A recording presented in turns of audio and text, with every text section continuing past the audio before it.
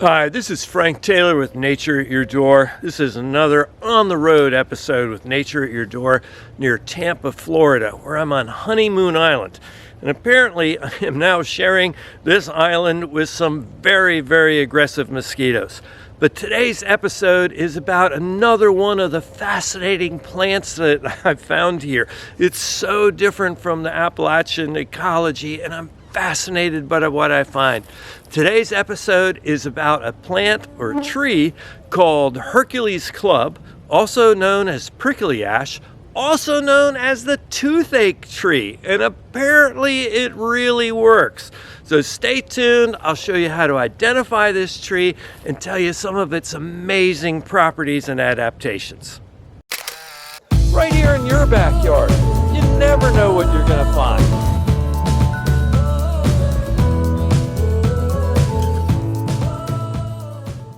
First off, the scientific name of Hercules Club, also known as Pepperwood or Southern Prickly Ash or Toothache Tree, Zanthoxylum clava-herculis. And it's scattered around here in a relatively small size, but these trees can grow to be 10 to 17 meters or over 20-30 feet tall when they're mature. They're characterized, obviously, by these incredible spines that go the length of its younger branches. These spines or thorns look a lot like rosebush thorns. In fact, you can kind of break them off the same way you can break them off from a rose bush.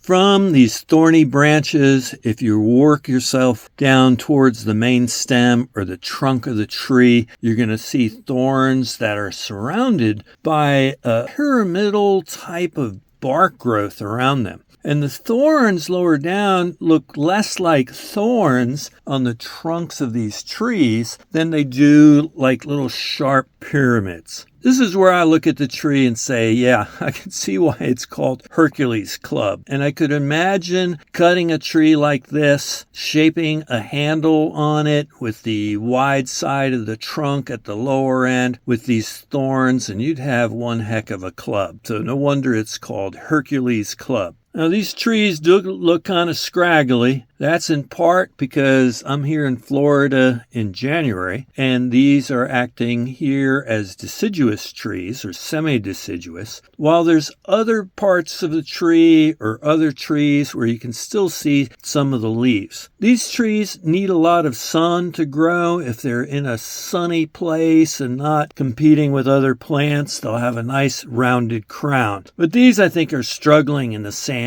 and salt and competing for light. Another name for the tree is prickly ash, and it gets that name because, of course, it's got thorns, so it's prickly, and it's a little bit reminiscent of ash trees. Both Hercules Club and ash trees have pinnately compound leaves. That means they have leaflets arranged on the petiole or leaf stem side by side opposite each other, so that's pinnately compound. Looking at the individual leaflets that make up the entire leaf, they look somewhat oval, and sometimes they're a bit lanceolate shaped, meaning the oval ends in a point.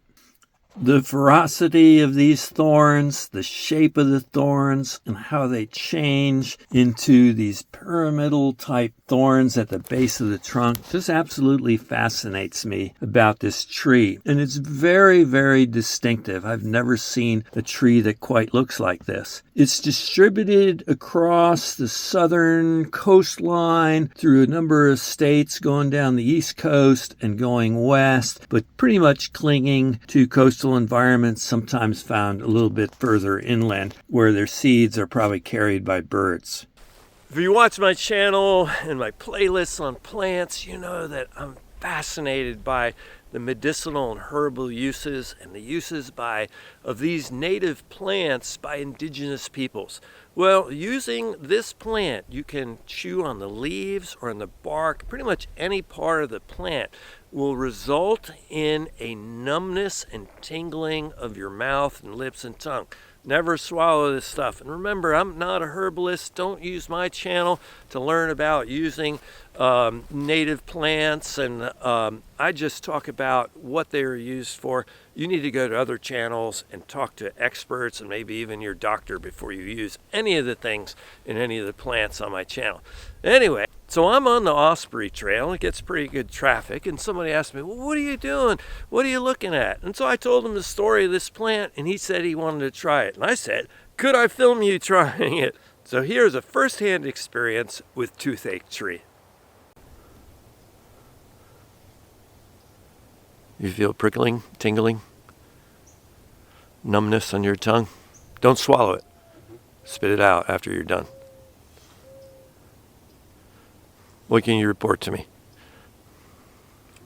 I feel a little bit like if you get a little lidocaine. Yeah, exactly. And you can feel a little bit. Cool. Tingle, just a little bit. Yeah. Not much. Well, you just had a little bit of a leaf. I hear the bark is more powerful, and also it depends on the season, and it's not very succulent right now. I actually checked out some other YouTube videos and watched some other tubers chewing on this leaf, and 2 or 3 of them reported that the NOVOCAINE-like numbing effects was so severe they were unable to speak, and they shut off their cameras. I'm not quite as brave or daring as these guys. I did not try it myself. So, southern toothache tree, or simply toothache tree, Tickle Tongue, it really, really works. I can't emphasize enough the potency of the bark in a very small quantity. Don't shove a whole pile of leaves in your mouth. Is very, very effective. And I'm a little bit surprised this hasn't been studied more for its numbing properties, which is just like NOVOCAINE or lidocaine. I also understand that this tree is quite aromatic, and cutting the bark or breaking up a leaf, you get anything from an orangey to lemony to kind of a pine sol type flavor, a little bit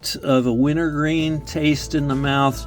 Well, I hope you enjoyed this episode about this interesting tree. Remember, if you like what I do on this channel, please subscribe, give me a like, and leave me a comment. I really love hearing from my viewers. And remember, I cover all things nature, from frogs, toads, snakes, turtles, the myriapoda, insects, trees, wildflowers, and fungi. I cover all the things you might encounter just outside your door. Thanks again for watching this episode of Nature at Your Door.